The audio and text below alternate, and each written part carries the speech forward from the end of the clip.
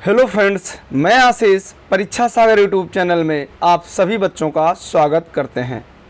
तो चलिए बच्चों, यूपी पुलिस री एग्ज़ाम को ध्यान में रखते हुए हिंदी स्पेशल बैच आपके लिए लाया गया है, जिसमें से आप पढ़ेंगे उपसर्ग, प्रत्यय एवं वाक्यों में विचार यानी वाक्य विचार। जैसा कि पहला क्वेश्चन आपके स्क्रीन पर दिखाई दे रहा होगा, घुड़सवार शब्द में से क्या है? घुड़सवार शब्द निम्न में से क्या है? ऐसा दिया है, घुड़सवार शब्द निम्न में से क्या है? तो सही उत्तर होगा ऑप्शन नंबर सी, यौगिक शब्द। क्योंकि जब हम घुड़सवार को अलग करेंगे तो दोनों का क्या निकलेगा? सार्थक अर्थ। इसमें जब घुड़ और सवार यानी घोड़े पर सवार अलग करेंगे तो सार्थक अर्थ निकलेगा दोनों शब्द का। जब यौगिक को अलग किया जाता है और दोनों का सार्थक अर्थ हो या निकल करके सामने आए तो वहाँ क्या होगा? यौगिक शब्द होगा। और रूढ़ शब्द क्या है? जब रूढ़ शब्द मतलब कि जब अलग किया जाए और कोई सार्थक अर्थ ना दे तो रूढ़ शब्द होगा। और योग रूढ़ क्या है? जैसे आपका बहुव्रीहि समास है, कोई पद प्रधान ना हो, वो योग रूढ़ शब्द होगा। जैसे दशानन, चक्रपाणी, ये सब क्या है? योग रूढ़ शब्द है। अगला देखिए, अजायब घर है। अजायब घर क्या है? ये संकर शब्द है। संकर शब्द वो शब्द होता है जो दो शब्दों से मिलकर बना हो, दो अलग अलग शब्दों से मिलकर बना हो।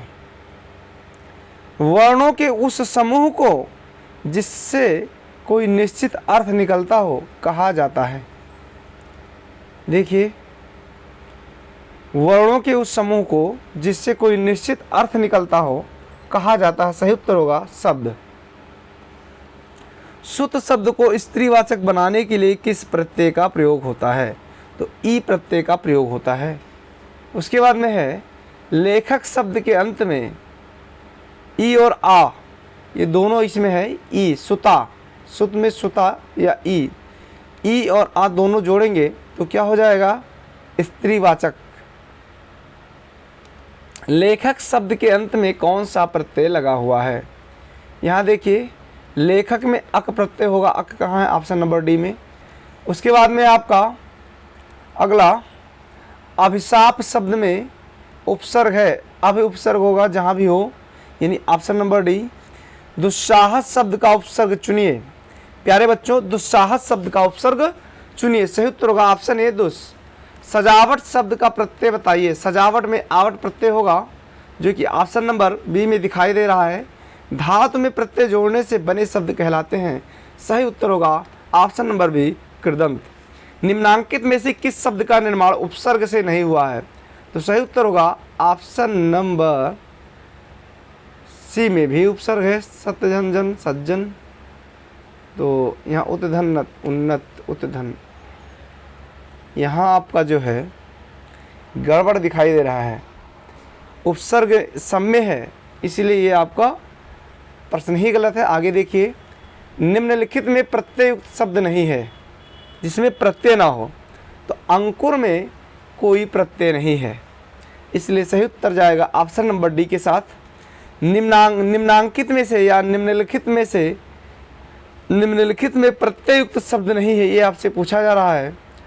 तो सही उत्तर होगा सादर। सादर में दर कोई प्रत्यय नहीं है।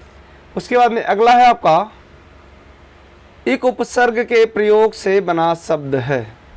एक उपसर्ग के प्रयोग से बना शब्द है। सही उत्तर होगा आवैतनिक। इसमें क्या है? एक उपसर्ग के प्रयोग से बना शब्द है। किसी के सामने मेरी आदत नहीं है। क्या नहीं है? यानी हाथ फैलाना, इसमें सटीक भरा जाएगा। सटीक उत्तर, किसी के सामने हाथ फैलाना मेरी आदत नहीं है। और इन तीनों में से चुनेंगे तो आपका सटीक आंसर नहीं मिलेगा। अगला है, वाक्य में प्रयुक्त शब्द को कहते हैं। जो वाक्य में प्रयुक्त शब्द होता है उसे क्या कहेंगे? उसे हम पद कहेंगे। पद कहाँ है? Option number B. बोलो कोई सुन लेगा। वाक्य में रिक्त स्थान पर आएगा, क्या आएगा, यानी धीरे बोलो कोई सुन लेगा। अरे चीख कर बोलो ये होगा नहीं, जोर से बोलो ये होगा नहीं, गाकर बोलो ये होगा नहीं। सही उत्तर होगा धीरे। धीरे बोलो नहीं तो कोई सुन लेगा। ये आरटेट में आया था 2011। वाक्य में शब्दों का क्रम निर्धारित होता है। क्या दिया है? वाक्य में शब्दों का क्रम निर्धारित होता है। तो किससे निर्धारित होगा वाक्य में शब्दों का क्रम? अभी आपने पढ़ा है पद क्रम से, यानी सही उत्तर जाएगा ऑप्शन नंबर ए के साथ। उद्देश्य और विधेय किसके अंग हैं? वाक्य के। वाक्य के अंग कौन कौन से हैं? उद्देश्य विधेय भी हैं, आपको जानना आवश्यक है। तेंदुलकर ने 1 ओवर में 5 छक्के लगाए। इस वाक्य में उद्देश्य क्या है? तो उद्देश्य कौन है भाई? तेंदुलकर जी हैं। वहाँ मोहन के ... यानी खाली स्थान दिया है, कोई नहीं था। वाक्य में रिक्त स्थान पर प्रयुक्त होगा तो क्या होगा? अलावा। वहाँ मोहन के अलावा कोई नहीं था। इस सटीक आंसर होगा आपका। हमें सफलता मिलने तक प्रयास करना चाहिए तो क्या होगा? ऑप्शन नंबर सी संबंध बोधक अव्यय। सलमा घर जाती है, क्या होगा? सरल वाक्य। Option A. मेरा मित्र राकेश बहुत अच्छा चित्रकार है। इस वाक्य में विभेद है, क्या होगा? ऑप्शन नंबर डी बहुत अच्छा। क्या होगा? मेरा मित्र राकेश बहुत अच्छा चित्रकार है। इस वाक्य में विभेद है, क्या है? बहुत अच्छा। वाक्यों का वर्गीकरण मुख्यतः कितने प्रकार से होता है? सही उत्तर होगा ऑप्शन नंबर ए के साथ 2। अगला क्वेश्चन है आपका, मिलनसार शब्द में कौन सा प्रत्यय निहित है? देखिए बीएड एग्जाम 2016 में आया था।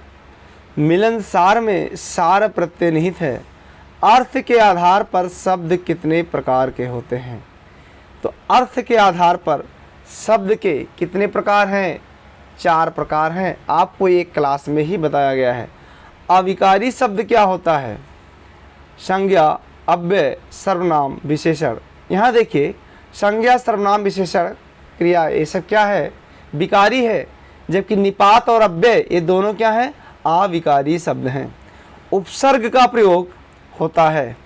उपसर्ग का प्रयोग होता है ऑप्शन नंबर ए शब्द के आदि में, यानी शब्द के शुरुआत में। मिठास में कौन सा प्रत्यय है? ठास है या आस है या मीठा या प्यास? सही उत्तर होगा ऑप्शन ए, ऑप्शन सी आस। क्या होगा? ऑप्शन सी आस, मिठास।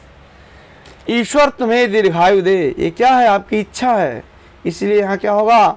अर्थ के आधार पर वाक्य का भेद बताएं तो अर्थ के आधार पर वाक्य का भेद होगा इच्छावाचक वाक्य, ऑप्शन सी के साथ। योग रूढ़ शब्द कौन सा है? सही उत्तर होगा लंबोदर, ऑप्शन सी। इनमें से विकारी शब्द कौन सा है ये बताना है आपको। हाथी, यहाँ, इधर, उधर, तो सही उत्तर होगा ऑप्शन ए हाथी। निश्चयवाचक सर्वनाम कौन सा है? ऑप्शन नंबर डी यह। यह क्या है? यह मेरा किताब है, यह मेरा बुक है। ये क्या है? निश्चय है कि यह मेरा है, इसलिए यह यहाँ निश्चयवाचक सर्वनाम का उदाहरण है। कृदंत प्रत्यय किन शब्दों के साथ जुड़ते हैं? कृदंत प्रत्यय किन शब्दों के साथ जुड़ते हैं? तो सही उत्तर होगा ऑप्शन नंबर डी क्रिया। उसके बाद में आपका है निम्नलिखित में से किस शब्द में एरा प्रत्यय नहीं है? कौन सा प्रत्यय नहीं है? एरा प्रत्यय नहीं है। तो आप देखिए घनेरा, ममेरा और सवेरा में एरा प्रत्यय है। नहीं, एरा प्रत्यय नहीं है तो इसमें सभी में एरा प्रत्यय है, यानी घनेरा, ममेरा और सवेरा में। इसलिए सही उत्तर होगा ऑप्शन नंबर डी, इनमें से कोई नहीं। इनमें से किस वाक्य में क्रमवाच्य है? कर्मवाच्य बताना है आपको। चलिए चुनिए। चिट्ठी भेजी गई, लड़का पुस्तक पढ़ता है, श्याम चिट्ठी लिखेगा और लड़का दौड़ रहा था। क्या होगा? सही उत्तर जाएगा ऑप्शन नंबर ए के साथ, चिट्ठी भेजी गई। अगला है आपका शब्दों के वर्गीकरण का आधार है।